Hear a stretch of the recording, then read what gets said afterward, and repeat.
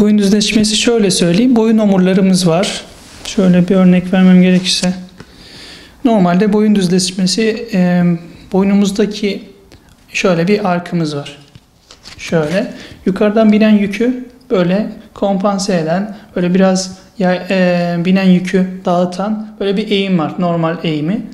Bizim yaşantımızla, işte duruş pozisyonumuzla, çalışma şeklindeki yanlış pozisyonlamalarımızla eğim kaybolabiliyor ve binen yük direkt aşağıya iletiliyor. Buna bağlı problemler oluşabiliyor. Boyun düzleşmesini bu şekilde anlamlandırabiliriz. Boyun düzleşmesini böyle olarak, postür olarak yandan baktığımızda boyunda şöyle bir duruş oluyor. Bu hani görsel olarak bunu söyleyebiliriz. Onun dışında bazı yaşadığı problemler oluyor hastanın.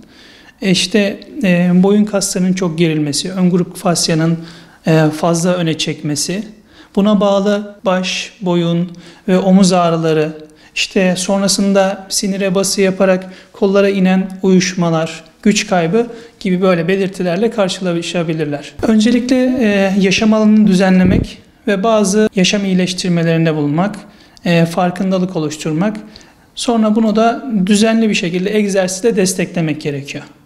Eğer gerçekten teknoloji kullanmamız gerekiyorsa çalışma alanımızı düzenlememiz, buna bağlı bazı bel destekleri, kol destekleri, belki o ekran seviyesinin göz hizasına çıkarılması gibi ergonomik düzenlemeler olabilir. Ekran sınırlandırılması, 30 dakikada bir böyle bir hareket, 3 dakikalık, mesela ben bazı danışanlarıma 3 dakikalık bir rutin oluşturuyorum. Saatte bir tüm vücudun dolaşımını düzenleyecek, gerginlikleri azaltacak bazı tavsiyelerde bulunuyorum.